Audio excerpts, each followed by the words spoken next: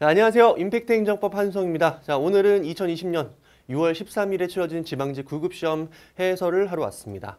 자, 일간에는 대부분 행정법이 좀 쉬운 편이었다라고 얘기를 하고 있어요. 자, 그렇지만 문제가 쉬웠다라는 건 그만큼 여러분들이 공부를 열심히 했다라는 거예요. 공부가 안 된 사람에게는 이게 쉬운지 어려운지 모릅니다. 네, 여러분들이 물론 이제 제 강의를 들으신 분들도 있고 그렇지 않으신 분들도 있겠지만 특히 이제 저랑 같이 그 1년간 호흡을 하신 분들 같은 경우에는 정말 감사하다는 말씀 드리고 싶어요. 제가 말씀드렸던 대로 그 기출을 따라서 계속 반복을 해주셨고 거기에 대해서 의문을 제기하지 않고 공부하셨던 분들 같은 경우에는 수강 후기라든지 저한테 그 개인적인 글로 올려주신 것들 중에 100점을 맞았다는 분들도 꽤 있었습니다. 물론 이제 95점, 100점, 물론 시험을 잘 봤으니까 저한테 글을 써주고 또 보내주셨겠죠. 그죠? 근데 어쨌든 아무리 문제가 쉬웠다 하더라도요. 90점을 넘었다는 건 되게 잘한 거예요. 그러니까 오해하시면 안 돼요. 개나 소나 다 90점, 100점일 거라고 생각을 하시겠지만요. 생각보다 또 그렇지만은 않아요. 아무리 문제가 쉽다 하더라도. 어쨌든 결론을 말씀드리면 시험은 조금 쉬웠던 것 같아요. 그 쉬웠던 이유는 뭐냐면 제가 이제 그 PPT 작업을 하면서 느꼈던 건데 1번부터 이제 20번까지 제가 이제 작년에 이 2019년 그 지방지 9급 해설했던 것들을 PPT를 꺼내가지고 1번부터 거기다 덮어요. 어차피 이제 글씨랑 형식, 포맷이 다 맞춰져 있기 때문에.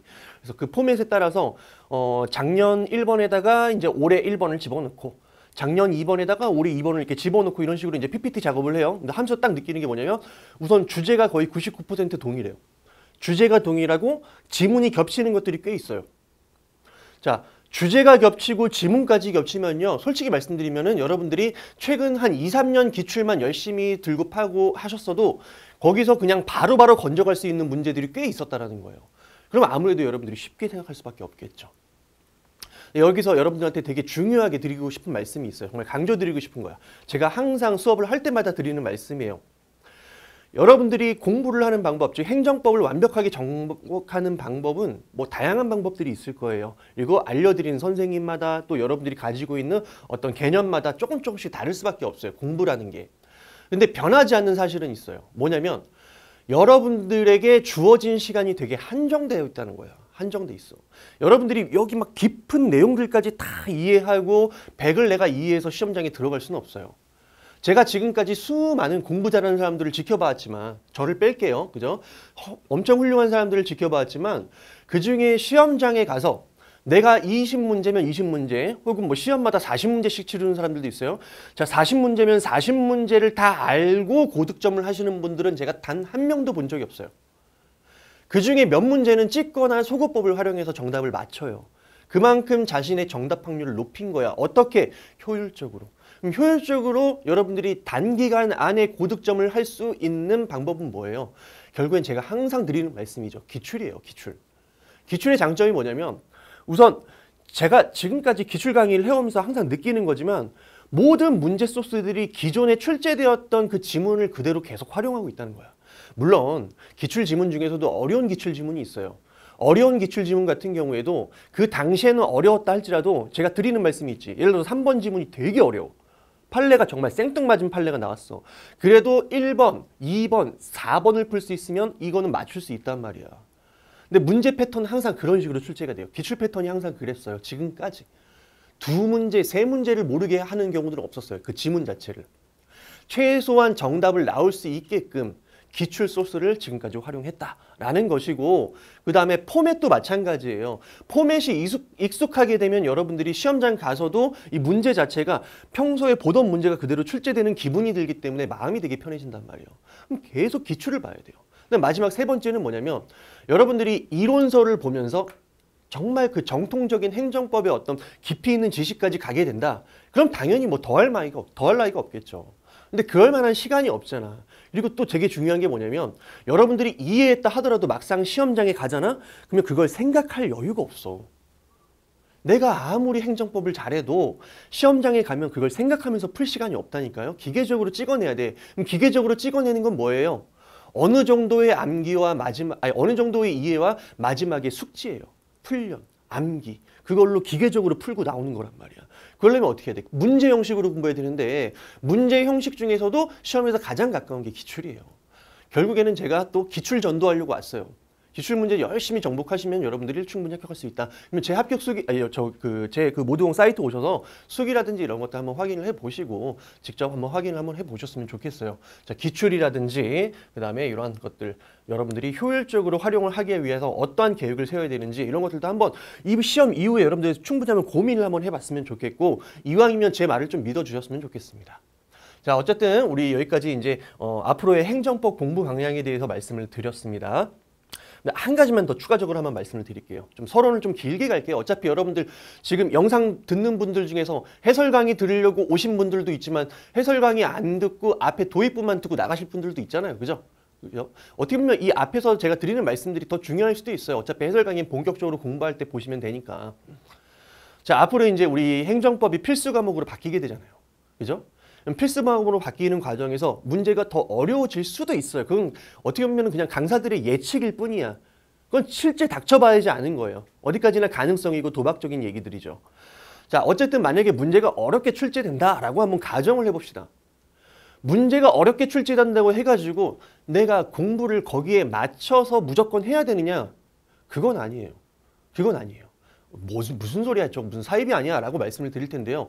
어차피 우리가 공부할 수 있는 시간의 한계는 똑같아요. 문제가 어려워지거든 쉽게 출제되건 평이하게 출제되건 어쨌든 여러분들은 변하지 않아. 사람이라는 건 그대로란 말이야. 그다음에 공부 방식이라든지 공부할 수 있는 한계 이런 것들은 어느 정도 정해져 있어. 그러면 그 시간을 내가 최대한 효율적으로 활용해서 시험장에 들어갈 수밖에 없거든. 이게 바로 현실적인 수험 생활이란 말이에요, 여러분들. 그래서 드리고 싶은 말씀이 이거야. 완벽하게 대비하려고 하지 마세요. 행정법에 있는 내용들 내가 다 싸그리 다 확인해가지고 무조건 시험장 들어가야지만 내 직성이 풀린다. 그런 분들은 항상 드리지만은 2년, 3년을 공부해도 시간이 부족하단 말이야. 아시겠죠? 아시겠죠? 현실적으로 하셔야 돼요. 내가 놓치지 않아야 되는 문제들을 놓치지 않아야겠다라고 생각하고 시험장에 들어가셔야 되는 거예요. 그것만 놓치지 않고 시험장에서 나오더라도 여러분들은 후회가 없습니다. 절대 후회가 없어요. 아시겠죠? 자, 그러면 여기까지 말씀을 드리고 제가 서론 길었으니까 자, 본격적으로 우리 문제풀이 한번 빠르게 한번 진행을 해봅시다. 행정법의 일반 원칙에 대한 설명 이렇게 물어봤어요. 자, 우리 작년 지방직에서도 이런 식으로 또 물어봤어요. 자, 지문들은 되게 평이합니다. 비례 원칙, 행정에만 적용되는 원칙입니까? 아니죠. 입법이라든지 사법. 왜 이러니? 자, 입법이라든지 NG 아니에요, 여러분들. 오랜만에 지금 스튜디오 바뀌었고 입법이라든지 사법 이런 식으로 국가의 모든 작용 여긴 비례 원칙이 적용이 돼요. 입법을 하는데도 너무했어. 그럼 당연히 이건 비례 원칙 위반으로 그 입법 자체, 그 법률 자체가 어떻게 되겠어요? 헌법 위반이 되는 거예요. 됐습니까? 자, 신뢰보호 원칙이 적용되기 위한 요건이 행정권의 행사에 관해서 신뢰를 주는 선행 조치가 되기 위해서는 반드시 처분청에 적극적인 언동만 있어야 됩니까? 아니지. 플러스 소극적, 묵시적, 언동 다 포함된다고 했죠? 이건 빈출이야. 설명드릴 것도 없어. 암묵적으로. 우리 엄마한테 내가 맞을 짓을 했는데 우리 엄마가 1년 동안 나를 안 때렸어. 근데 1년 뒤에 갑자기 1년 전의 사실을 딱 떠올리면서 한 대를 때리셨어요. 이건 신뢰보호 원칙에 어긋나는 거예요. 엄마가 1년 동안 나 안 때렸으면 암묵적으로 나 안 때리기로 한 거예요. 신뢰를 부여한 거야. 결론은 뭐야? 신뢰를 주기만 하면 되는 거예요. 됐죠? 동일한 사항을 다르게 취급하는 것은 합리적인 이유 없는 차별이므로 자, 같은 정도의 비위를 저지르는 자들은 비록 개정의 전이 있는지 여부에 차이가 있다 하더라도 징계 종류의 선택과 양정에 있어서 동일하게 취급받아야 된다. 이것도 틀렸지. 빈출이잖아, 이것도. 개정의 정이 있는지 여부, 즉 반성의 여지가 있는지 여부에 따라서 당연히 다른 처벌을 받을 수가 있겠죠, 여러분들. 당연한 거 아닙니까? 반성하는 놈은 조금 더 좀 얕게, 그죠? 그다음에 반성의 기미가 없다. 그럼 그런 놈들은 좀 강하게 처벌할 수도 있겠죠. 재량권 행사의 준칙인 행정규칙이 그 정한 바에 따라 되풀이 시행되어 행정규칙임에도 불구하고 되풀이 시행되어 가지고 관행까지 이루어지게 되면 이런 식으로 평등 원칙이라든지 신뢰보호 원칙에 따라서 자기 구속을 갖게 되죠.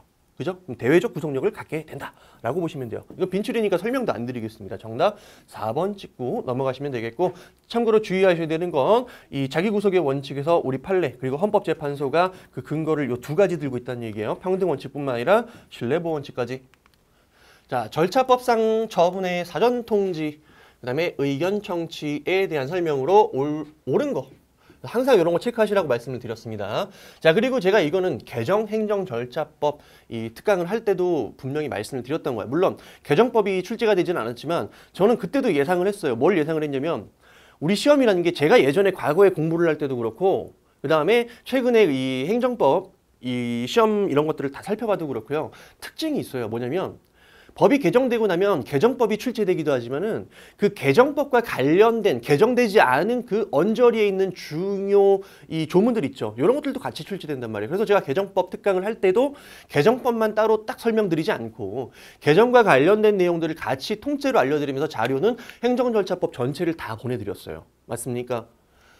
자, 사전통지 의견 청취 언제 하는 겁니까? 처분할 때 한다는 거 한 가지 기억해 주시고 그 다음 그 처분 중에서도 당사자에게 권익을 제한하거나 또는 언제 의무를 부과하는 처분을 할 때 이때 하는 거예요.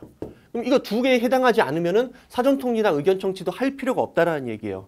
그래서 대표적으로 사전통지 및 의견 청취 절차의 대상이 되지 않는 경우가 있어요. 언제입니까? 첫 번째는 거부처분이지.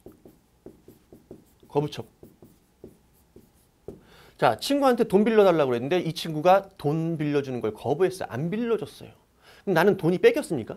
뺏긴 것도 아니지. 그치? 돈을 준 것도 아니고 뺏긴 것도 아니야. 그냥 원점이야. 달라고 했는데 안 줬으면 원점이야. 권익 제한도 아니고 의무 부과도 아니에요. 자, 그 다음에 두 번째. 일반 처분. 대표적인 게 고시 형식에 의한 처분이죠. 자, 이것도 사전통지 및 의견 청취의 대상이 되지 않는다라고 했어요. 왜? 불특정 다수인을 대상으로 하기 때문에 이때는 이 처분의 상대방을 특정할 수가 없단 말이야. 그 수많은 사람들한테 일일이 다 사전통지를 할 수는 없잖아. 맞습니까? 자, 고시 방법으로 불특정 다수인을 상대방으로 이 처분을 한다고 얘기했어요. 그럼 당연히 이런 거 할 필요 있어 없어? 할 필요 없지. 기회 줄 필요 없어. 자, 그 다음에 청문은 다른 법령에서 규정하고 있는 경우 이외에 행정청이 필요하다고 인정하는 경우에 실시할 수 있으나 자, 공청회는 다른 법령에서 규정하고 있는 경우에만 개최할 수 있다. 자, 이것도 틀렸죠. 개정법을 직접 물어보지는 않았지만 관련된 내용, 조문 물어보고 있는 거예요. 그리고 이것도 절차법 특강에서 제가 분명히 강조까지 하면서 제가 말씀을 드렸습니다. 자, 청문 실시 사유 언제 하는 겁니까? 첫 번째, 법령에서 청문을 하라고 했으면 해야지. 그 다음에 두 번째, 행정청이 누가? 행정청이 지들이 할 거 아니야. 행정청이 필요하다라고 생각할 때 즉 직권으로 하는 거죠. 마지막 세 번째는 언제야? 세 번째, 당사자 등의 신청이 있는 경우. 그리고 이 신청은 아무 때나 할 수 있는 건 아니지. 신청할 수 있는 사유가 제가 말씀드렸어요. 취소, 박탈, 취소. 요 세 가지 사유에 있어서는 신청에 따라 청문이 실시될 수 있다라고 말씀을 드렸습니다. 맞습니까? 자, 그다음 두 번째. 요거 공청회. 자, 공청회도 똑같이 첫 번째 똑같아요. 요거 법령. 똑같아요. 행정청이 필요하다고 요구할 때 직권으로. 똑같아요. 그리고 이게 예전 행정절차법에서는 요 사유밖에 없었어요. 근데 지금 시험에서 물어본 건 요겁니다. 이건 뭐 개정법 물어본 거 아니죠. 똑같아요. 근데 마지막 한 가지가 추가됐지. 뭐 요구할 때, 당사자 등이 요구할 때 똑같은 구조죠. 요구할 때. 됐습니까?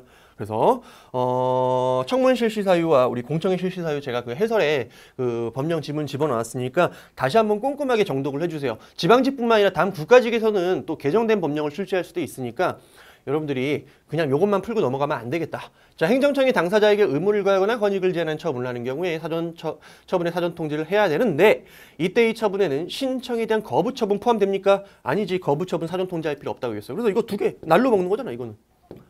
마지막 네 번째, 이게 이제 정답이 되겠죠. 자, 행정청이 당사자와 사이에 도시계획 사업 시행 관련 협약을 체결하면서 당사자와 지금 행정주체가 지금 뭐 하는 거야? 행정청이 협약을 체결하면서 청문 실시를 배제하는 조항을 두었습니다. 그러면 협약을 통해서 배제하기로 했으니까 배제가 되는 것이냐? 그게 아니지. 왜? 이것도 제가 기출할 때 맨날 강조했던 거야. 행정절차법 등 우리 행정, 즉 공법과 관련된 법률 규정들이 있죠. 자, 이런 것들은 거의 99%가 뭐냐면 강행규정이에요. 뭐라고? 강행규정. 강행규정이라는 게 뭡니까? 당사자가 임의로 협약을 통해서 배제할 수 없는 규정이야. 즉 무조건 지켜야 되는 규정이 강행 규정이에요. 그래서 우리 행정법에서 보시면 거의 99% 강행 규정으로 보시면 돼요. 근데 민법 같은 거 있죠. 민법은 사적 자치 원칙이 적용되기 때문에 당사자들이 그 규정을 적용하지 않고 나름대로 협약을 통해서 지들 마음대로 계약의 내용이라든지 형식 이런 것들을 정할 수가 있어요. 근데 공법 분야는 그렇지 않다는 얘기야. 그럼 협약을 통해서 두었다 하더라도 배제할 수 있어 없어? 배제할 수 없지. 따라서 실시하지 않아도 되는 예외적인 경우에 해당한다고 할 수 없다라는 지문은 맞는 지문이 되는 거예요. 정답 4번. 어렵지 않았어요. 결국엔 전부 다 이게 지금 기출과 관련된 내용이었어요. 세 번째, 강제집행 중 대집행과 관련된 설명으로 옳지 않은 거 맨날 체크하라고 했겠어요. 이거 실수하시면 안 되니까. 자, 대집행의 대상은 원칙적으로 대체적 자기 의무의 하나며 맞죠? 부자기 의무 위반의 경우 대체적 자기 의무로 전환하는 규정을 두고 있지 아니하는 한 대집행 대상이 되지 않는다. 이거 맞는 말이죠? 왜? 대집행은 대체적 자기 의무만 대상이 된단 말이야.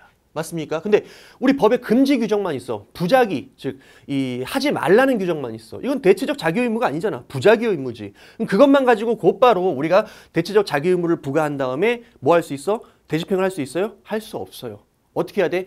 이 금지 규정으로부터 나오는 위법한 상태를 제거하기 위한, 즉 시정하기 위한 대체적 자기 의무를 규정할 수 있는 별도의 법적 근거가 있어야 돼요. 즉 뭐가 있어야 된다고? 대체적 자기 의무로 전환하는 규정이 별도로 있어야지 이를 토대로 대체적 자기 의무를 부과하고 대집행을 할 수가 있는 거예요. 됐습니까? 자, 행정청이 계고를 함에 있어서 의무자가 스스로 이행하지 아니하는 경우 대집행의 내용과 범위가 구체적으로 특정돼야 되는 거 맞습니다. 여기까지 맞는 지문이야. 근데 대집행의 내용과 범위는 반드시 대집행 계고서에 의해서만 맞습니까? 특정되는 방법이 꼭 대집행 계고서에 의해서만이야? 아니라고 얘기를 했죠. 이것도 너무 빈출이에요. 지나친 빈출이에요. 이거는. 어떻게? 계고처분서, 계고서 전후에 송달된 문서, 전후 사정을 살펴봐가지고 특정을 할 수 있으면 충분하다는 게 우리 판례의 태도죠. 정답은 2번. 자, 대집행을 함에 있어서 계고 요건의 주장의 입증 책임은 처분청에 있다. 왜? 지가 하고 싶으니까. 하고 싶은 사람이 주장 입증하는 거예요. 의무 불이행자에게 있는 것은 아니다. 맞는 질문. 대집행 비용은 원칙적으로 의무자가 부담하며 맞습니다. 그래서 우리 개통실비 마지막에 뭐 하는 거야? 비용 징수하는 거야. 왜? 의무자가 해야 되는 걸 행정청이 대신했으니까 의무자로부터 비용 징수해 오는 거죠. 그래서 의무자가 부담하며 행정청은 그 비용액과 납기를 정하여 의무자에게 문서로서 납부를 명해야 됩니다. 맞는 지문 정답 2번. 행정의 실효성 확보 수단으로서 이행강제금 나왔습니다. 자, 이행강제금이 뭡니까? 의무불이행이 있을 때 금전적인 압박 수단을 통해서 얘가 의무를 이행할 수밖에 없도록 만드는 거지. 왜? 의무 이행 안 하면 계속 이행강제금 내야 되거든. 그래서 얘는 어떤 속성을 갖고 있어요? 과거 의무 불이행에 대한 제재가 아니라 미래 의무 확보 수단을 위한 의무 이행 확보를 위한 수단이다. 이렇게 보시면 되겠어요. 미래지향적인 수단이다. 이행강제금은 침익적 강제 수단이므로 당연히 법적 근거 필요하죠. 강제 집행은 당연히 원칙적으로 법적 근거가 있어야 되는 거예요, 여러분들. 형사처벌과 이행강제금은 병과될 수 있다. 이거 빈출이잖아. 우리 이중 처벌, 금지, 원칙. 즉 처벌을 거듭해서 2번 반복하지 말란 얘기지. 똑같은 사실에 대해서. 그때 요 처벌은 우리가 뭐만 의미한다? 형벌. 행정, 형벌 등의 형벌만 의미한다. 이렇게 기억하시라고 얘기를 했어요. 됐습니까? 그래서 형벌을 2번 부과할 수는 없어. 하지만 여기서는 형사처벌, 형벌 1번 있었고 이행강제금은 처벌이 아니지. 처벌 1번밖에 없었단 말이야. 평가될 수 있어요. 이중처벌금지 원칙에 위반되지 않아. 대체적 자기 의무 위반에 대해서는 이행강제금이 부과될 수 없다. 이건 너무 빈출이잖아, 여러분들. 그냥 보자마자 기계적으로 답이 나왔어야 돼요. 이렇게. 대체적 자기 의무 위반에 대해서는 원칙적으로 대집행이 가능하죠. 전통적으로. 그지? 근데 이행강제금은 부과될 수 없습니까? 아니지. 우리 판례가 뭐야? 대집행도 할 수 있지만 이행강제금도 할 수 있다. 됐습니까? 틀린 점. 건축법상 이행강제금은 반복해서 부과징수될 수 있다. 맞습니다. 의무불이행이 있을 때마다 계속 반복해서 부과되는 거야. 그럼 어쩔 수 없이 여러분들은 의무를 이행할 수밖에 없지. 정답 3번.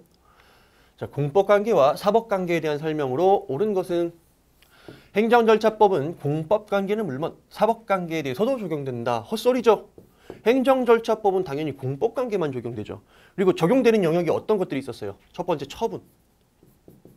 그 다음에 신고. 이 신고는 이제 자체 완성적 신고죠. 그 다음에 행정상 입법 예고. 그 다음에 행정 예고. 마지막이 뭡니까? 행정지도.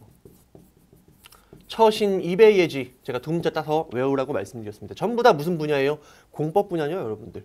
그다음에 공법관계는 소송 중 행정소송 중 항고소송의 대상이 되며 사인 간의 법적 분쟁에 관한 사법관계는 행정소송 중 당사자 소송의 대상이 된다라고 했는데 틀렸죠, 이거? 자, 공법관계는 자, 이렇게 쓸게요. 자, 공법관계는 항고소송의 대상이 될 수도 있어요. 언제? 처분에 대한 시정을 구하고 싶다 또는 부작위가 위법하다 이럴 때는 항고소송 제기하는 거예요. 그 다음에 공법상 법률관계에 대해서는 뭐를 제기할 수 있어요? 당사자 소송 제기할 수 있어요. 그 다음에 민법관계 내지 민사관계라 라고 한다면 무슨 소송을 하는 거예요? 이거는 민사소송이지. 됐습니까? 오케이. 그래서 틀린 지문이다. 자, 법률관계의 한쪽 당사자가 행정주체인 경우에는 공법관계로 보는 것이 판례에 일관된 입장입니까? 아니죠. 판례는 우리가 일반적으로 교수님들이 어떻게 해석하세요? 복수기준설이라고 하죠. 즉 공법과 사법을 구별하는 게 되게 어렵단 말이야. 그래서 학설들이 되게 많아. 뭐 주체설도 있어요. 지금 이것처럼. 이게 일반적인 이제 주체설이죠. 한쪽 당사자가 이 행정주체면 이거는 공법관계다. 그죠?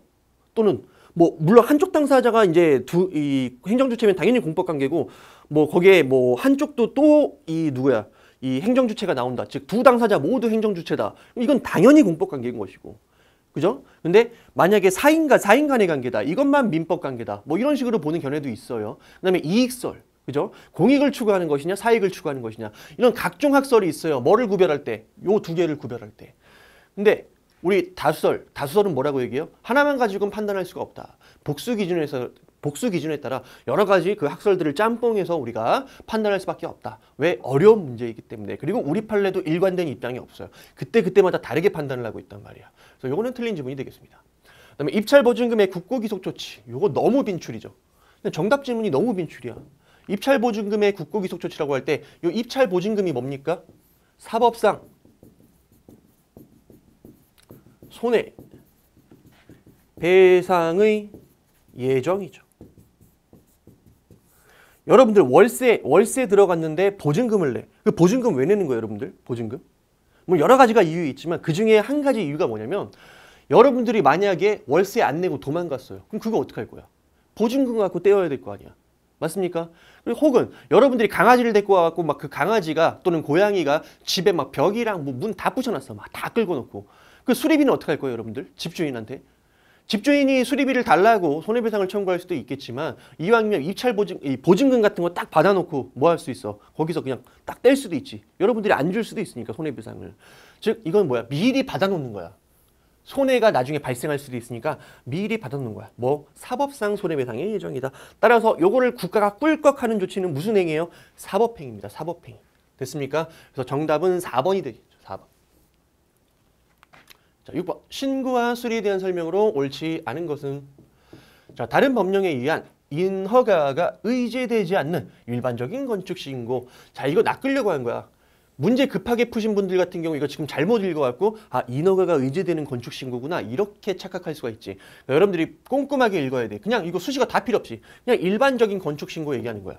자, 일반적인 건축 신고는 자기완결적 신고 맞죠? 그리고 이에 대한 수리 거부 행위는 예외적으로 항고 소송의 대상이 되는 처분이라는 게 우리 판례의 태도죠. 맞습니까? 원래 자기완결적 신고, 사인의 공법행위에서의 신고는 거부 행위가 이 어떠한 법적 그 지위에 영향을 미치지 않기 때문에 처분이 아니라는 게 일반적인 견해지만 다수설, 아니 또 우리 판례는 뭐야? 예외적으로 뭐야? 이 건축 신고에 대한 수리 거부 행위를 이 거부 처분으로 보았다. 그 이유는 뭡니까?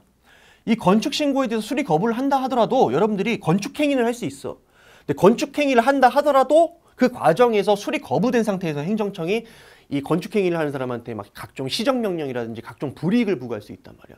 그렇다면 이 수리 거부 행위 취소하는 게 실익이 있습니까? 없습니까?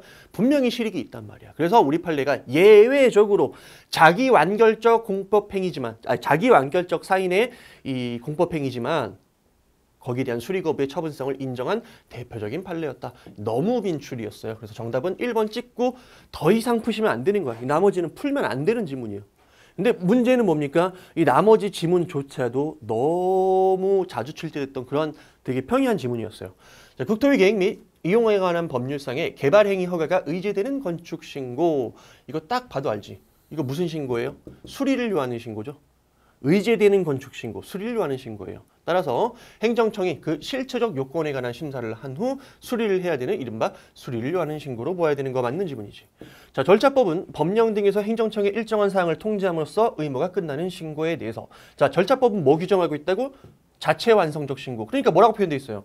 일정한 사항을 통지하면 그냥 끝나는 신고라고 돼 있잖아. 자체 완성적 신고 얘기하는 거야. 자, 여기에 대해서는 그 밖의 법령 등에 규정된 형식상의 요건에 적합할 것을 그 신고 의무 이행 요건의 하나로 정하고 있다. 맞는 지문이죠.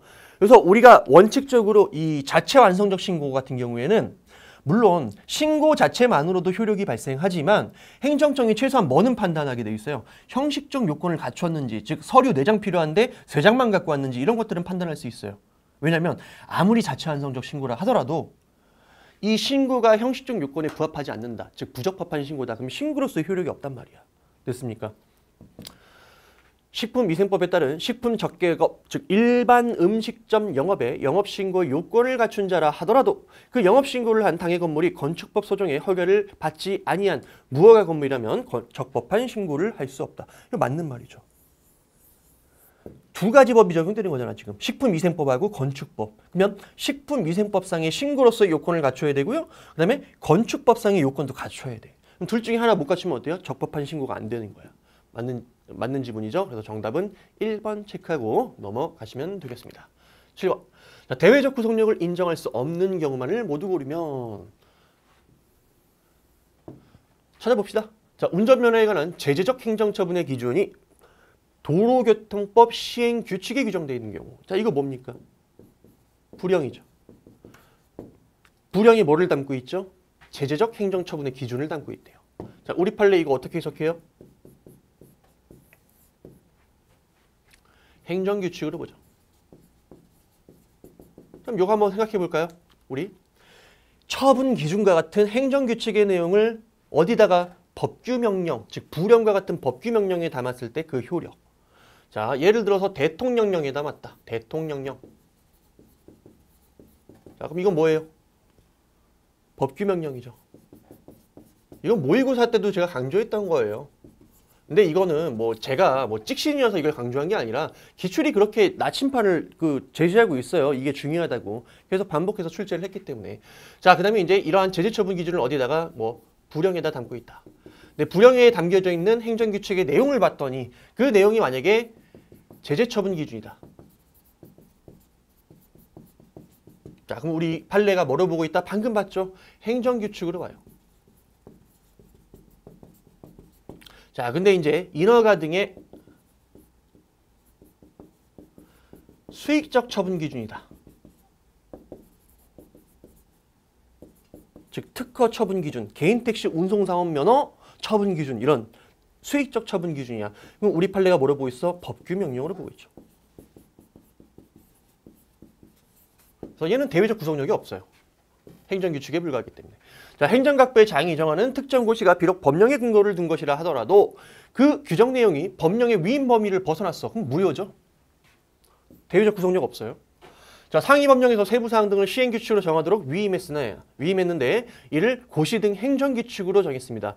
자, 고시 등의 행정규칙으로도 정할 수 있다는 게 우리 판례의 태도예요. 위임의 형식, 이런 것들은 헌법에서 정해진 위임의 형식이 예시적인 것이기 때문에 반드시 법규 명령에 위임해야 되는 게 아니라 이 고시와 같은 행정규칙으로 위임할 수도 있어요. 다만 행정규칙으로 위임돼 갖고 얘가 법령 보충적 행정규칙으로서 대외적 구속력을 갖는 경우라 하더라도 최소한 뭐는 상위 법령이 이 위임한 취지, 이건 벗어나면 안 되는 거야.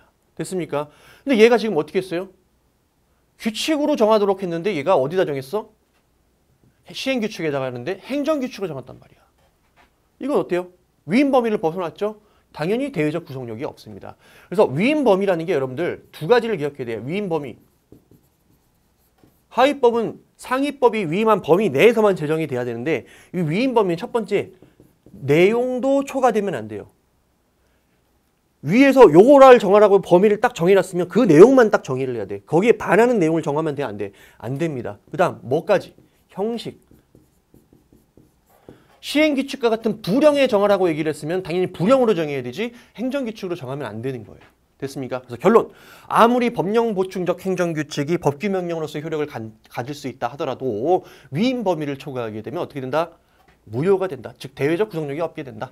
자, 상위 법령에 위임이 없음에도 불구하고 상위 법령에 규정된 처분 요건에 해당하는 사항을 하위 불령에서 변경해서 규정했어요. 이거 청개구리네. 위임 범위 초과했죠? 틀린 거예요. 즉 이거는 뭐야? 결론적으로 말씀드리면은 상위법의 위임, 즉 근거법이 없는데도 불구하고, 즉 법률 유보가 적용되는 상황에서 법적 근거가 없음에도 지 혼자 새로운 입법 사항을 정해버린 거야. 밑에 하위 불령에서. 돼요, 안 돼요? 당연히 안 되지. 그래서 전부 다 대외적 구속력이 없는 경우다라고 말씀을 드릴 수 있겠습니다. 정답 4번. 네, 8번. 귀속행위와 재량행위에 대한 설명으로 틀린 거.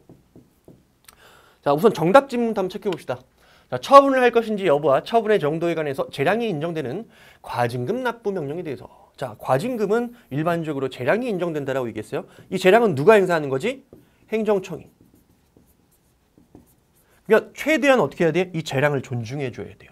그런데 만약에 이 과징금 납부 명령이 재량을 일탈해서 위법한 경우에 법원이, 행정청이 아닌 법원이 재량권의 범위 내에서 어느 정도가 적당한 것인지에 관해서 판단할 수 있습니까? 없지. 이거는 권력 분립에 어긋나요.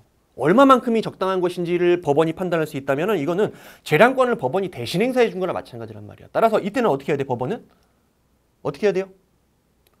그 일부를 취소하는 게 아니라 전부를 다 취소해버리고, 다 취소되면 어떻게 돼요? 행정청이 다시 처분을 하게 되겠죠?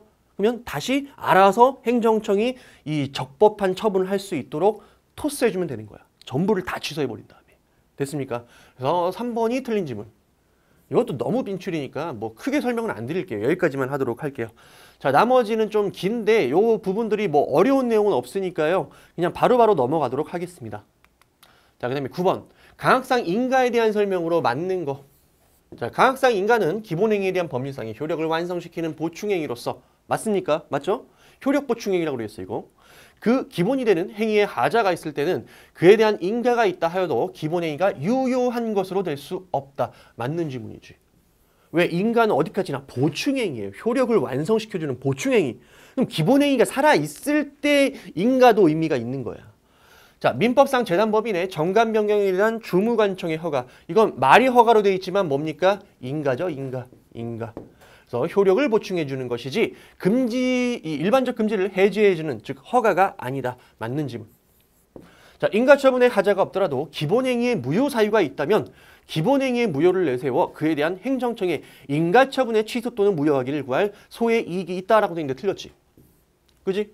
우리 기본행위가 있고 인가가 있다. 이 인가는 어디까지나 보충행위라고 얘기를 했어요.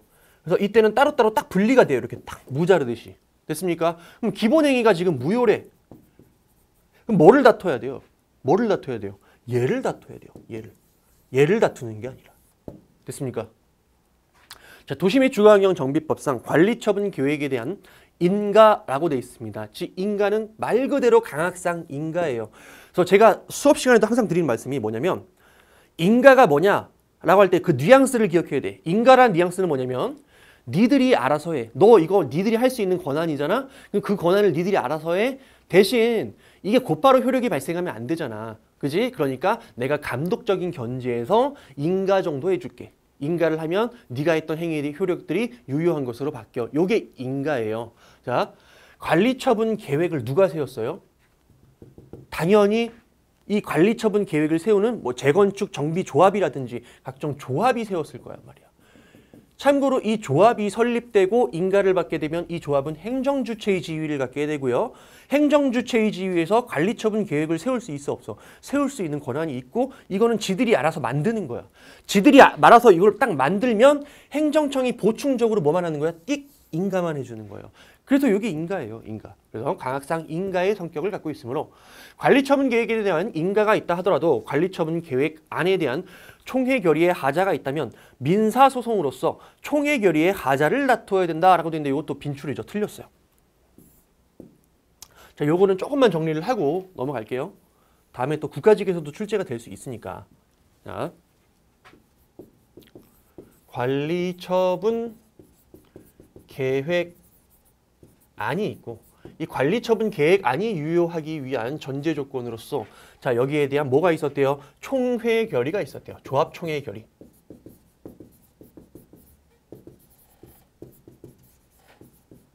자 근데 문제는 여기에 만약에 하자가 있었대요. 색깔 한 번만 바꿀게요.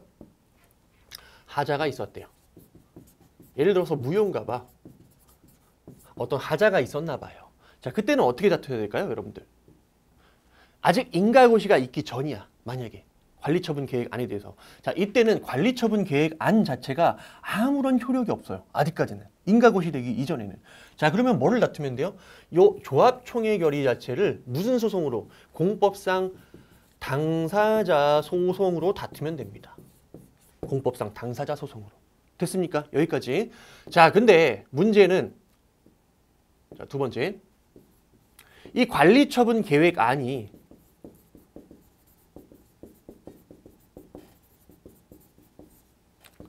인가고시가 이루어졌어요. 자, 이 인가고시가 이루어지면 이로 인해서 이 관리처분 계획 자체가 뭐가 됩니까? 일정한 행정처분이 됩니다. 행정처분. 행정처분으로서의 효력이 발생해요. 자, 그렇다면 이 조합이 시행하는 이 정비사업이라든지 이런 것들을 저지하려면 얘만 저지해서 충분해요? 아니지. 얘가 처분으로서 효력이 발생됐기 때문에 이 끝판왕인 관리처분 계획 요 자체를 항고소송으로 다퉈야 돼요. 이때는. 뭐라고? 자, 이때는 조합총회 결의를 다투는 게 아니라 요 처분으로서 효력 발생한 요 관리처분 계획에 대해서 항고소송을 얘기해야 돼요. 자, 그래서 여러분들이 딱 정리해 주세요. 딱. 자, 관리처분 계획안이 인가고시 되기 이전이라면 조합총회 결의에 대해서 뭐를 제기하면 돼? 공법상 당사자 소송을 제기를 하면 돼요.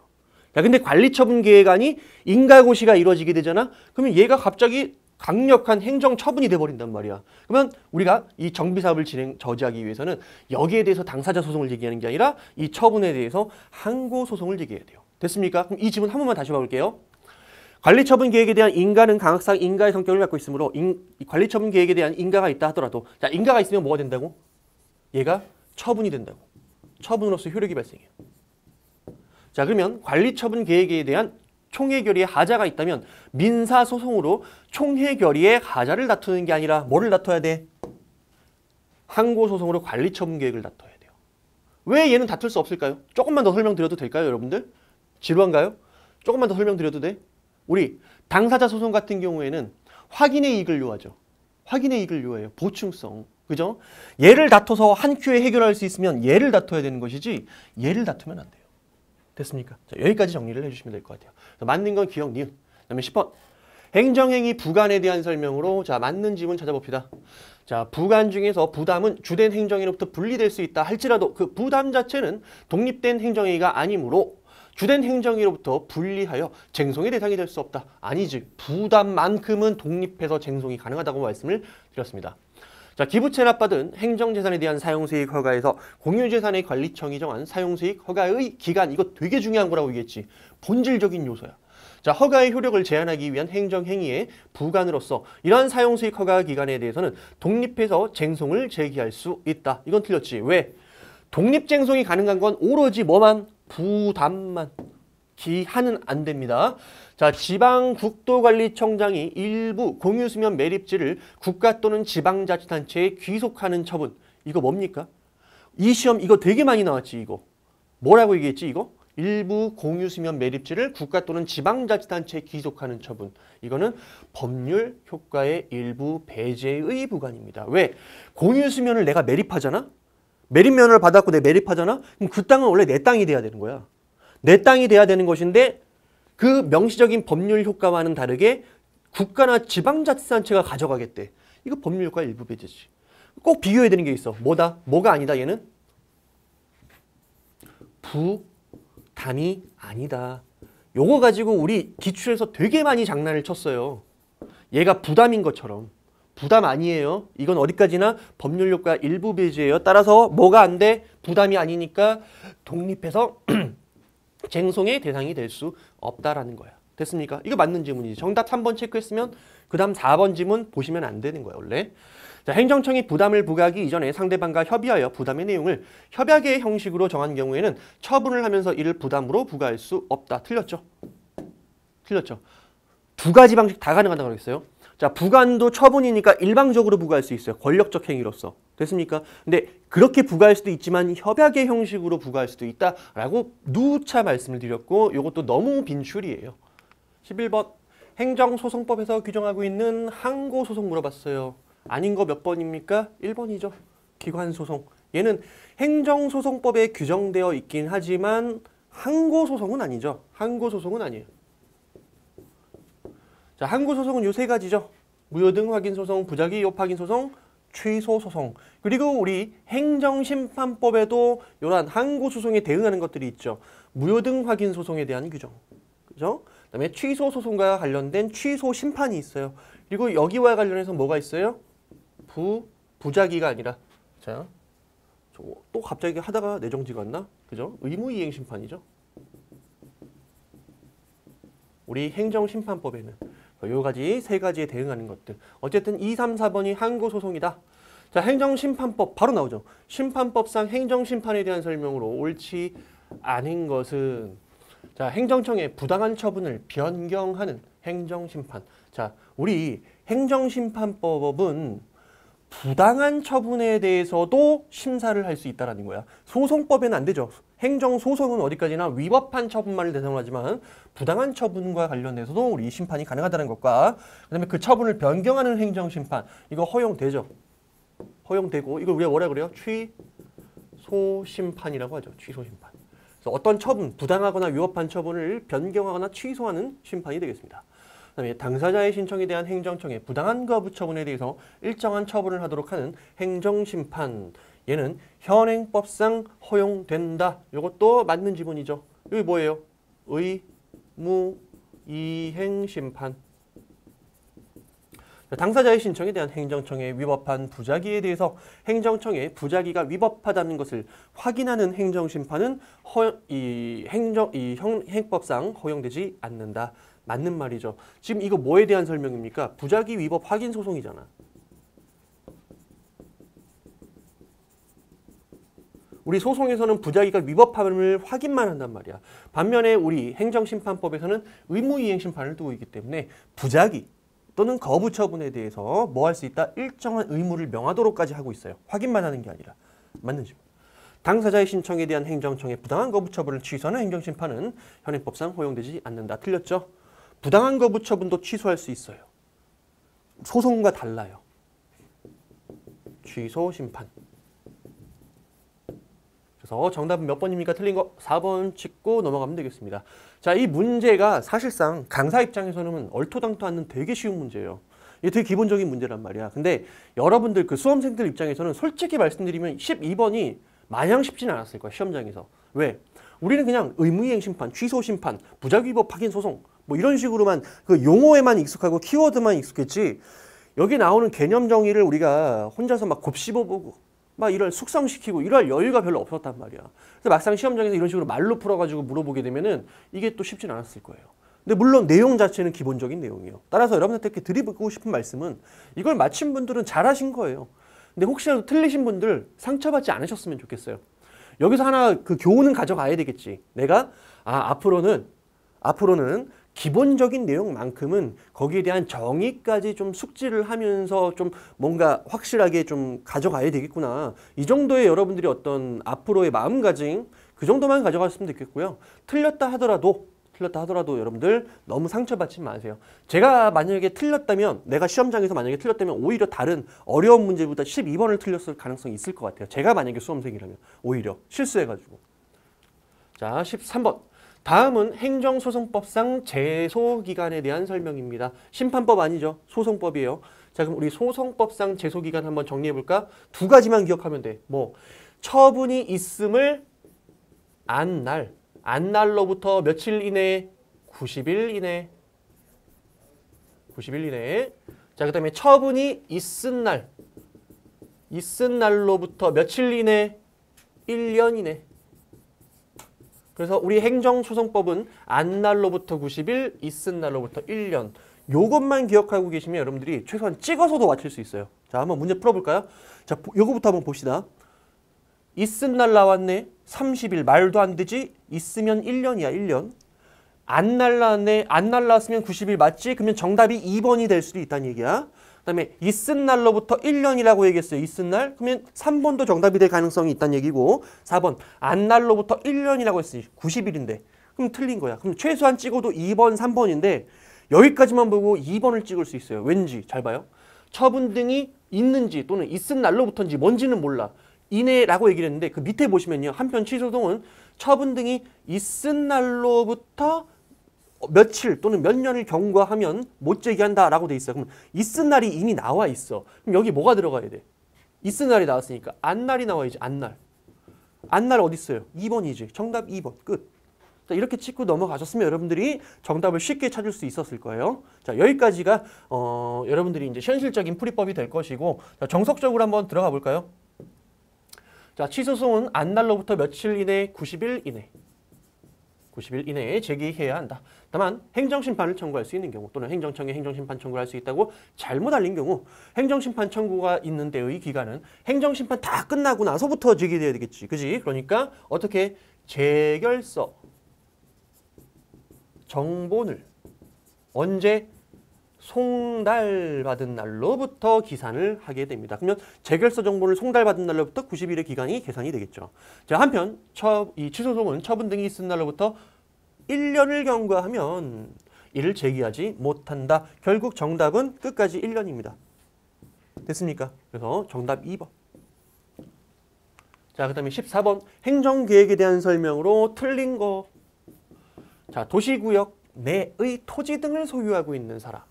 과 같이 당해 도시계획시설 결정에 이해관계 있는 주민이라고 되어 있어요. 자, 이거 토지 키워드죠.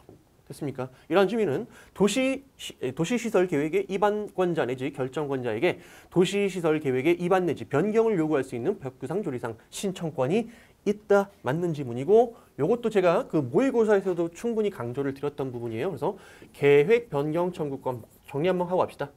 계획 변경 청구권. 자, 원칙 인정된다 안 된다? 인정 안 된다. 어떤 사람들한테? 일반적인 주민 등에게 계획 변경을 해달라는 조리상 신청권을 인정하고 있지 않습니다. 근데 예외적으로 인정되는 경우가 있습니다. 그래서 키워드 보시면 이해관계인이야. 근데 어떤 이해관계인? 토지 등을 소유하고 있는 이러한 이해관계인. 이해관계 있는 주민. 그냥 주민이 아니에요. 이해관계 있는 주민이야. 이런. 그다음에 두 번째는 뭡니까? 자, 계획 변경 자체를 즉 이 신청권, 예를 이제 신청권이라고 한다면 계획 변경 신청권. 이 신청권을 거부하는 것. 즉 계획 변경을 거부하는 게 실질적으로 뭐 하는 거야? 당해 처분을 거부하는 결과가 되는 경우.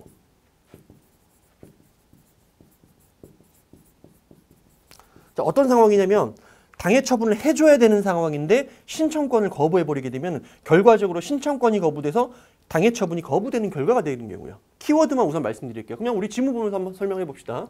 자, 여기 지금 토지 등을 소유하고 있는 이해관계인이라고 얘기를 했어요. 그럼 얘는 계획 변경 청구권 인정되겠지. 그럼 1번 맞는 거야. 자, 국토이용관리법상 국토이용계획은 그 계획이 일단 확정된 후에 어떤 사정 변동이 있다고 하여 지역 주민이라든지 일반 주민이나 일반 이해관계인에게 일일이 그 계획 변경을 신청할 권리를 인정해 줄 수는 없습니다. 원칙적으로 안 된단 말이에요. 장래 일정한 기간 내 관계법령이 규정하는 시설 등을 갖추어 일정한 행정처분을 구할 신청을 할 수 있는 법률상의 지위가 있는 사람이에요.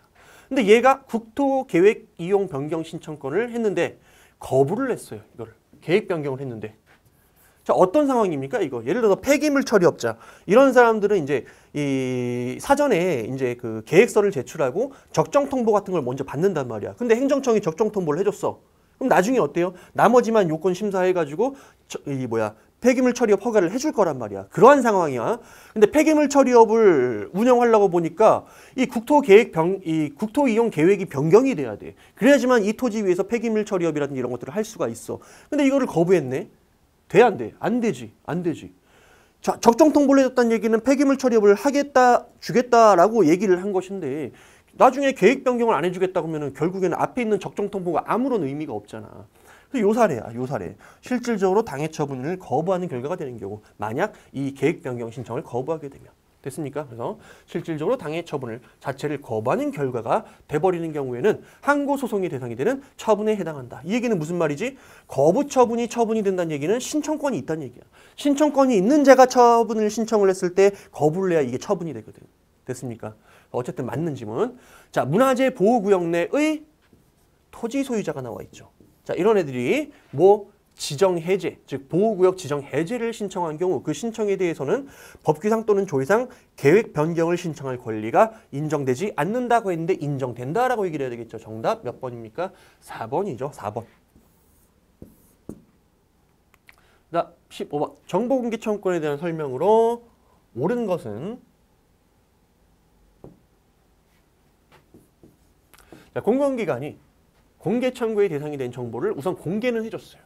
자, 그런데 청구인이 신청한 공개 방법 이외의 방법으로 공개를 하기로 하는 결정을 한 경우. 자, 나는 가가지고 문서를 복사해달라고 요구를 했어요. 근데 그냥 보고만 가래. 열람만 가능하대. 이런 식으로 청구인이 공개 방법을 특정한 경우에 그 방법을 거부했다. 이 얘기는 무슨 말이지? 일종의 일부 거부가 되는 거야. 왜? 정보 공개는 했으니까 여기에 대해서는 인용이죠. 근데 방법을 거부했다는 얘기야, 이거. 일부 거부가 되는 거야. 일부 거부.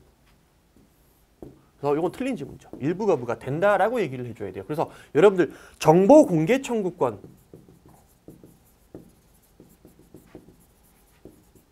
두 가지 키워드야. 자, 이 정보 공개 청구권이라는 거는 두 가지 내용을 갖고 있는 거야. 첫 번째 뭐야? 공개 청구권이야.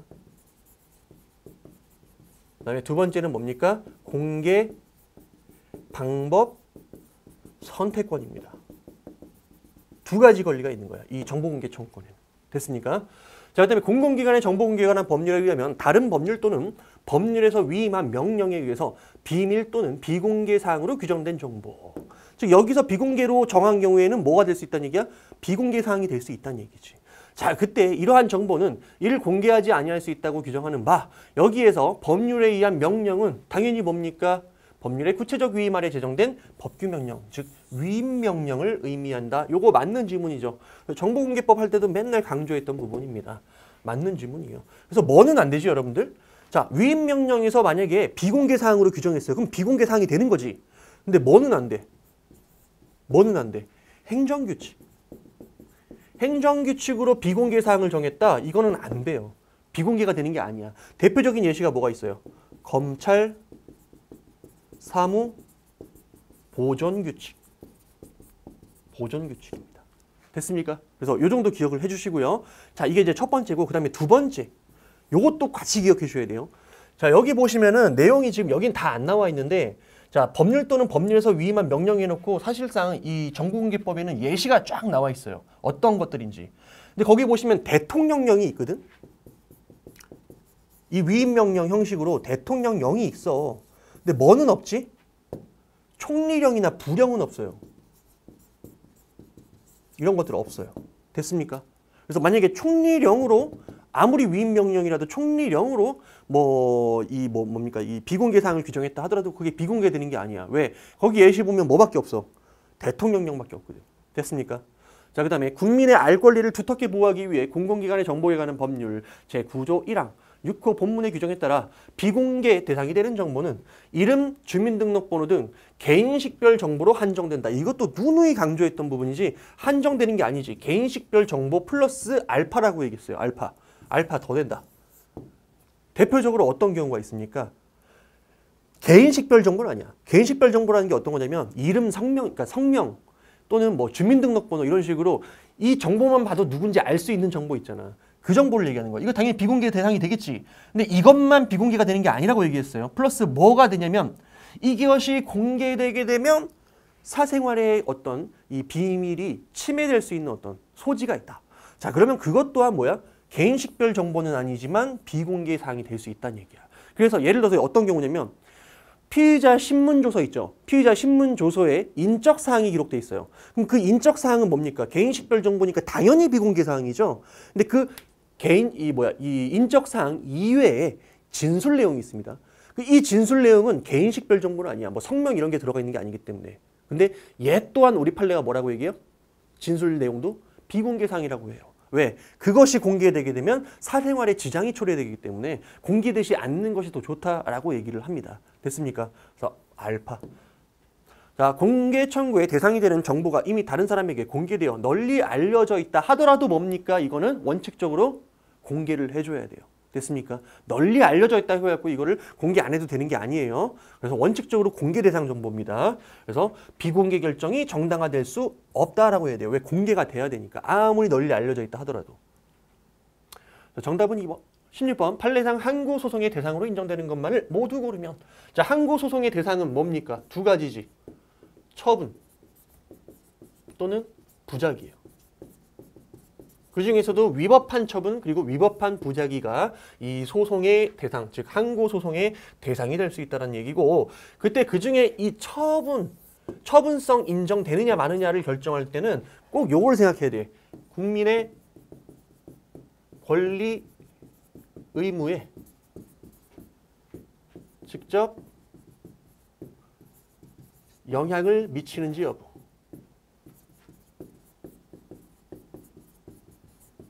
자, 이게 행정처분입니다. 됐습니까? 이 처분을 통해서 국민의 어떤 법적주의가 확 바뀌게 돼. 그래야 이게 처분이에요. 아시겠습니까? 그런 어떤 권리 의무에 영향을 미치지 않는다면 이건 처분이 아니겠죠. 한번 확인해 봅시다. 특정 수용자를 접견 내용 녹음 녹화 및 접견 시 교도관 참여 대상자로 지정을 했어요. 그러면 맨날 얘기할 때마다 얘가 따라 나와야 된다는 얘기야. 그만큼 뭐야? 나의 자유권에 제한이 가해질 수밖에 없겠죠. 국민의 권리 의무에 영향을 미칩니다. 행정처분이에요. 일종의 권력적 사실행위가 되겠죠. 됐습니까? 그다음에 행정청이 토지 대장상, 어디? 등기가 아니라 토지 대장상의 소유자 명의 변경 신청을 거부했어요. 자, 거부 처분이 되려면 여기에 대해서 이제 신청권이 있어야 되고, 소유자 명의 변경 신청을 거부하게 되면 국민의 권리 의무에 영향을 미치는지 이걸 한번 판단을 해봐야 되는데, 대장의 소유자 명의가 누구로 돼 있든 무슨 상관입니까? 왜? 소유자는 뭘로 결정돼요? 등기 명의로요. 등기에 누가 소유자로 돼 있는지에 따라 이 토지 또는 이 건물의 소유자가 누구인지가 결정되는 거예요.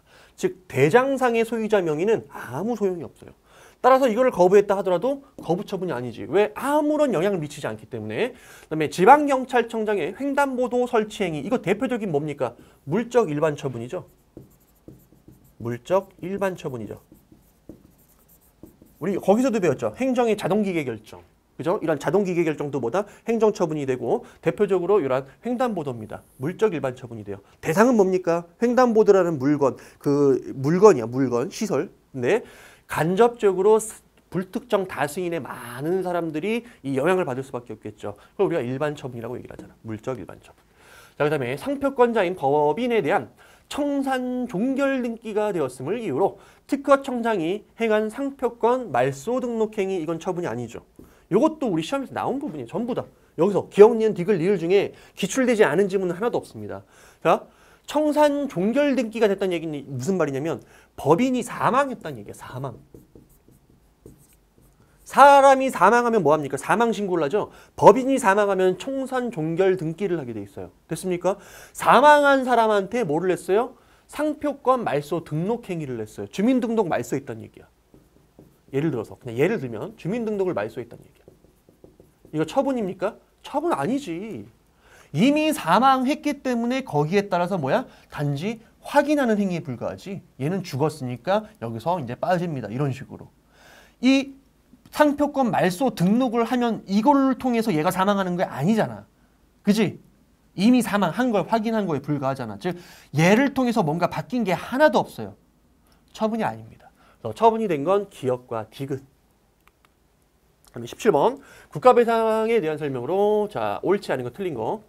국가배상 책임에 있어서 법령 위반은 인권 존중, 권력 남용 금지, 신의 성실, 공소 양석 등의 위반도 포함해 널리 그 행위가 객관적인 정당성을 결여하고 있음을 의미한다. 맞습니다. 형식적 의미의 법령 위반뿐만 아니라 플러스 알파예요. 이렇게 널리 인정됩니다. 공무원에게 부과된 직무상의 의무는 전적으로, 최소한 부수적으로라도 사회 구성원 개인의 안전과 이익을 보호하기 위해 설정된 것이어야지 이 의무 위반 또는 부작위에 대해서 뭐가 성립할 수 있는 거예요? 국가배상이 성립할 수 있다라는 거예요. 됐습니까? 그래서 이러한 경우에만 국가배상 책임이 인정된다. 맞는 지문이지. 근데 반대로 오로지 그 법령의 목적이, 즉 이 법령상 부과된 그 직무상 의무 내용이 오로지 뭐만 목적으로 해? 공익. 즉 구성원 전반의 어떤 공익을 추구하기 위한 어떤 그러한 내용을 담고 있다. 자, 그때는 국가배상 성립한다, 안 한다? 국가배상 성립 안 한다. 자, 배상심의회의 결정 나왔네요. 얘는 대외적인 법적 구속력을 갖습니까? 안 갖습니까? 갖지 않습니다. 법적 구속력이 없어요. 배상심의회 결정. 얘는 뭐냐면 행정소송상의 전치 절차가 아니야, 여러분들. 왜? 국가배상 청구 소송은 무슨 소송이에요? 민사소송이고요. 민사소송을 제기 위한 임의적인 전치 절차에 불과해요. 뭐라고? 민사상 손해배상, 즉 국가배상이죠. 손해배상 청구 전의 임의적 전치 절차에 불과해요. 됐습니까? 또한 플러스 처분성도 부정됩니다. 자, 무슨 말이냐면 배상심의위원회 결정을 거치지 않고도 곧바로 국가배상을 청구할 수도 있어요. 얘는 아무것도 아니에요. 설사 그리고 배상심의위원회 결정을 받았다 하더라도 걔는 법적 구속력이 없어요. 법적 구속력이 없다는 얘기는 무슨 말이야? 국민의 권리의무에 전혀 영향을 미치지 않기 때문에 행정처분성도 부정된다는 얘기예요. 됐습니까? 그래서 3번은 좀 체크를 해주시면 될 것 같습니다. 그래서 정답 3번. 자, 판례는 국가배상법 제3조의 배상의 기준, 3조의 배상의 기준. 얘는 배상심의위원회의 배상결정의 기준이 될 뿐, 뭐라고? 기준이 될 뿐, 배상 범위를 법적으로 제한하는 규정이 아니므로 법원은 이에 기속되지 않고 지들이 알아서 배상액을 결정할 수 있다. 요거 맞는 지문이에요. 그래서 이 3조의 배상액 기준이 있죠. 여기에 대해서 학설 대립이 하나 있죠. 그래서 기준액설이다. vs 자, 기준액설 vs 한정액설. 그래서 3조에서 배상액을 어떻게 정해야 되는지 자세한 규정이 나와 있는데 법원이 무조건 거기에 따라야 되느냐? 그게 한정액설이야. 딱 한정돼 있으니까 그것대로 배상을 해야 된다. 기준액설은 뭡니까? 그게 그냥 기준이 될 뿐이야. 참고만 하면 되는 거야. 법원은 거기에 기속되지 않고 알아서 할 수 있어. 법원은 당연히 뭐라고 얘기했어요? 판례가? 당연히 여기에 있겠지. 법원이 기속되는 게 좋겠어? 아니지. 됐습니까? 그래서 기준액설 이걸로 보시면 돼요. 됐죠? 그래서 4번은 맞는 지문이 되겠어요. 정답 3번. 18번. 조례재정권 범위에 그리고 한계된 설명으로 옳지 않은 것은. 자, 이거는 우리 총론시험 범위에서 한 번도 직접적으로 출제된 적은 없어요. 직접적으로 출제된 적이 없고요. 딱 하나만 자주 출제된 적이 있어요. 뭐냐면 이 지방자치법.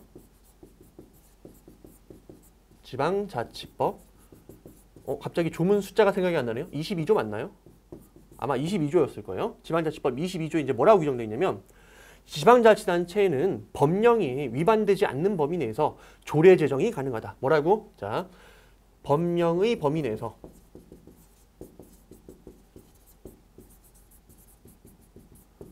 조례 제정이 가능하다. 자, 이렇게 규정되어 있어요. 그럼 여기 어떤 법령의 위임을 받아서 조례를 제정한다고 얘기되어 있어요? 아니지. 그냥 법령을 어기지만 않으면 지들이 자치 조례를 제정할 수 있다라고 돼 있습니다. 즉 원칙적으로 뭐다? 원칙적으로 법률의 위임, 법령의 위임 필요 없다라는 거예요. 설사 법령의 위임이 있다 하더라도 포괄 위임도 가능합니다. 됐습니까? 자, 다만 위임이 반드시 필요한 경우가 있어요. 어떤 경우냐면 예를 들어서 주민의 권익을 제한하거나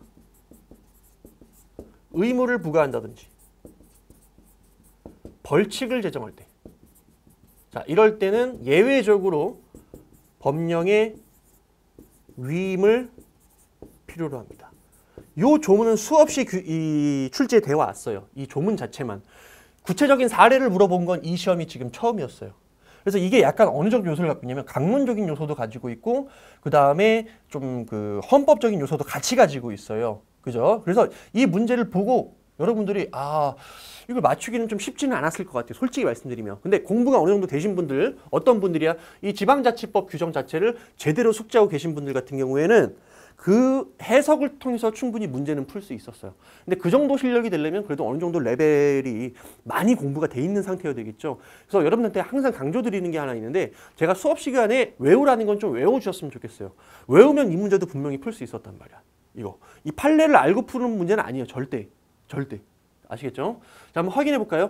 지방자치단체는 법령에 위반되지 않는 범위 내에서 자치사무에 관해서 주민의 권리 제한 의무를 부과하는 사항이 아닌 한, 이런 게 아닌 한 원칙적으로 법률의 위임 없이도 조례를 제정할 수 있다. 요거 맞는 지문이에요.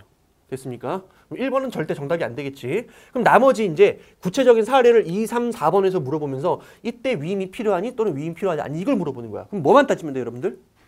뭐만 따지면 돼? 주민의 권익을 제한하거나 의무를 부과하거나 벌칙을 제정하는 것인지 그걸 따져보면 돼. 그러면 위임이 필요하겠지. 하지만 그러한 사항이 아니야. 수익적인 조례야. 그러면 원칙적으로 법령 위임 없이도 뭐 할 수 있어? 그냥 곧바로 조례 제정이 가능한 거예요. 됐습니까? 한번 확인해 봅시다. 담배 자동 판매기의 설치를 금지했어요. 지금 뭐야? 권익 제한했지. 또 하나는 의무를 부과했죠. 무슨 의무 부과했어요? 부작위 의무를 부과했잖아. 됐습니까? 그럼 당연히 뭡니까? 이거는 법률의 위임이 필요한 거예요. 이런 조례를 제정하려면. 맞는 지문이에요. 영유아 보육시설의 종사자의 정년을 조례로 제정했어요. 정년을 조례로 제정했다는 얘기는 권익을 제한하는 조례예요.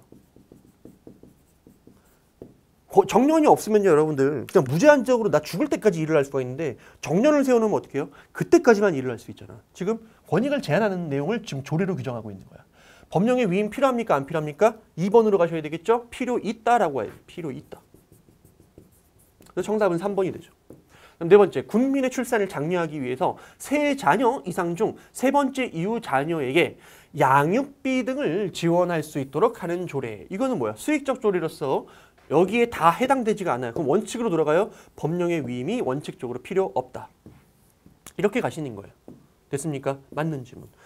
그래서 솔직히 말씀드리면 이 조문을 알았다고 해갖고 여러분들이 응용할 수 있을지는 약간 개인적인 차이는 있을 수 있을 것 같아요. 근데 하지만 이 조문 자체를 여러분들이 숙지하고 있었다면 이 문제를 풀 가능성이 제가 봤을 때는 8, 90%는 돼요. 설사 이 판례들을 다 몰랐다 하더라도 이 판례는 여러분들 일반적인 판례들이 아니에요. 이 총론 범위 내에서. 아시겠습니까? 그래서 정답 3번 찍고 가시면 되겠고요. 설사 틀렸다 하더라도 상처받지 않으셨으면 좋겠어요. 대신 마음가짐은 바꿔야 되겠지. 제가 기출 강의 시간에도 요 지방자치법 22조가 여러 번 출제됐기 때문에 이거 무조건 외우고 있으라고 말씀을 드렸기 때문에 제가 외우라고 하는 부분들은 반드시 외우고 이해를 하고 계셔야 되겠습니다. 아시겠죠? 19번 소송요건에 대한 설명으로 옳지 않은 것은 이게 문제 배치도 똑같아요. 지금 19번에도 작년에도 이런 문제가 나왔어요.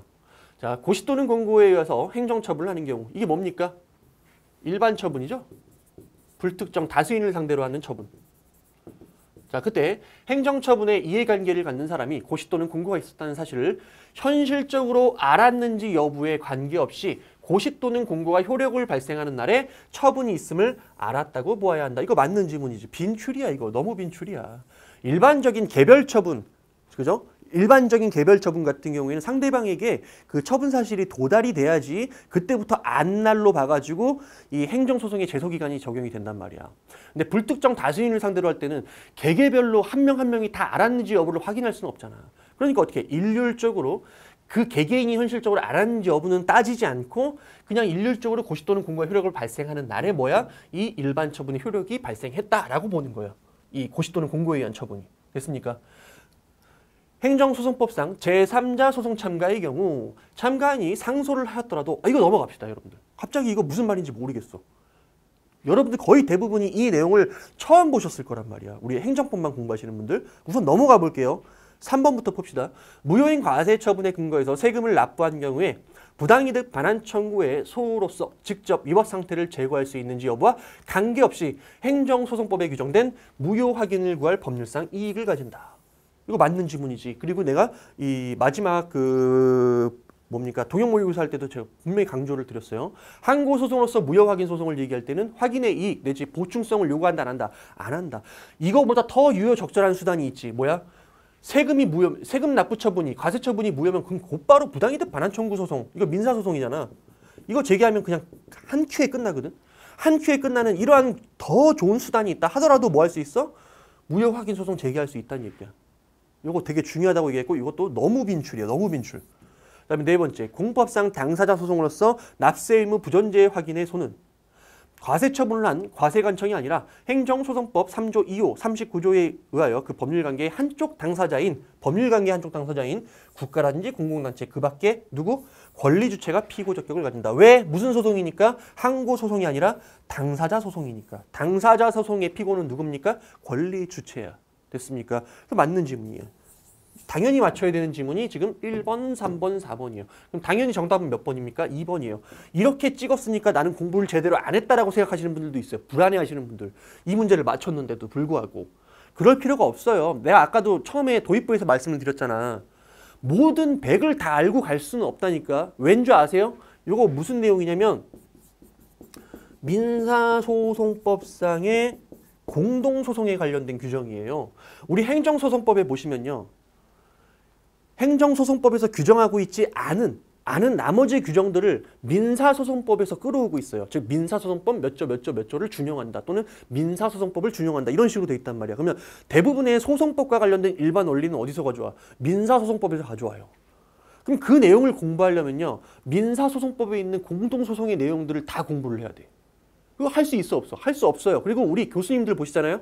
행정법 교수님들 보시면은 대부분 이것들은 어차피 니들이 대부분 이제 법학을 공부하는 사람들을 대상으로 한단 말이야. 뭐 법학 전문 대학원이라든지 이런 식으로 법을 전공하시는 분들을 대상으로 하다 보니까 해당 부분에서는 그냥 이렇게만 얘기해요. 자, 제3자 소송 참가의 경우 이 소송 참가의 법적 지위가 즉 참가인의 법적 지위가 공동 소송적 보조 참가인의 지위를 갖는다 정도만 서술하고 자세한 내용 서술하지 않아요. 왜? 그건 민사소송법에서 배우는 거니까. 아시겠어요? 무슨 말인지? 그럼 결국엔 우리도 알 수가 없어. 2번은 이제 시험에 나왔으니까 한 번 숙지하고 가는 거예요. 어쩔 수 없이. 기출 이미 됐으니까. 하지만 시험장에서 이거 몰라도 전혀 상관이 없었다는 걸 여러분한테 강력하게 어필하고 싶어서 말씀을 드립니다. 자, 그럼 이 내용이 무슨 말이냐면은 이게 지금 참가인의 지위가 공동소송적 보조 참가야. 즉 필수적 공동소송에서 이 공동소송적 보조 참가인의 지위를 갖기 때문에 한 사람의 행위가 전원에게 대해서 효력을 미치려면요. 유리한 소송이 행해야 돼요. 한 명이 유리한 소송이 일어나면 나머지에게도 같이 영향을 미치는데 한 명이 나머지에게 불리한 행위를 하잖아? 그럼 이거는 효력이 없어요. 자, 어떤 경우냐면 자, 참가인이 상소를 했어요. 참가인이 상소를 했는데 소송 당사자인 본인, 예를 들어서 이제 원고가 되겠죠. 원고인 피참가인이 이 참가한 사람의 의사에 반해갖고 혼자 상소 취하를 했어요. 그럼 얘는 벙찐단 말이야. 아무리 공동소송인으로서의 지위를 갖는다 하더라도 얘는 상소해갖고 참가해갖고 자신의 공격 방어 방법을 제출하려고 했더니 갑자기 피참구인 원고가 소송을 취해버려. 그럼 소송이 끝나버리거든. 그럼 얘 어떡하라고? 얘 따라서 소송이 끝나버리면 얘는 어떡하라고? 안 되지. 그래서 불리한 소송인은 어떻게 돼? 전원이 같이 해야 돼요. 혼자서 이런 식으로 상소 취하를 불리한 행위를 이 피참가인이 하게 되면요. 얘한테는 효력이 없어요. 따라서 원칙적으로 상소 취하나 상소 포기를 할 수 없다라고 해야 돼요. 없다. 그리고 이렇게 찍으신 분들도 있을 거예요. 요게 나왔지. 상소 포기. 우리 민법상 이 민사소송법상 이 처분권주의에 따르면은 소송 포기가 소포기가 가능해요. 근데 우리 공법상으로는 뭐가 안 돼요? 소포기가 안 돼요. 소취하는 인정되는데 소포기가 안 돼요. 그럼 이것만 가지고도 답을 찾을 수 있어요. 아시겠습니까? 그다음에 19번. 행정벌에 대한 설명으로 옳은 것은 행정청의 과태료 부과에 불복하는 자는 서면으로 이의 제기를 할 수 있습니다. 과태료 부과 처분에 대해서. 그때 이의 제기가 있으면 과태료 부과 처분 그 효력이 소멸됩니다. 효력이 소멸돼요. 되게 좋죠? 과태료 부과 처분에 대해서 이 불복하는 방법이 그냥 이의 제기만 하면 돼요. 그럼 바로 소멸됩니다. 그럼 어디로 가요, 이제? 비송사건 절차법상의 과태료 재판으로 가게 되는 거예요. 끝나는 게 아니라 과태료 재판으로 이제 이행되는 거예요. 그래서 우리 요거 기억나시죠? 과태료 부과 처분. 얘는 뭐가 아닙니까? 행정처분이 아니야. 왜? 별도의 불복수단이 따로 있기 때문에 얘는 행정소송의 대상이 될 수가 없어요. 그래서 기억은 틀린 지문. 자, 도로교통법상 통고처분 나와 있죠. 항고소송의 대상이 되는 행정처분에 해당하지 않는다. 맞는 지문이죠. 얘는 처분 아니야.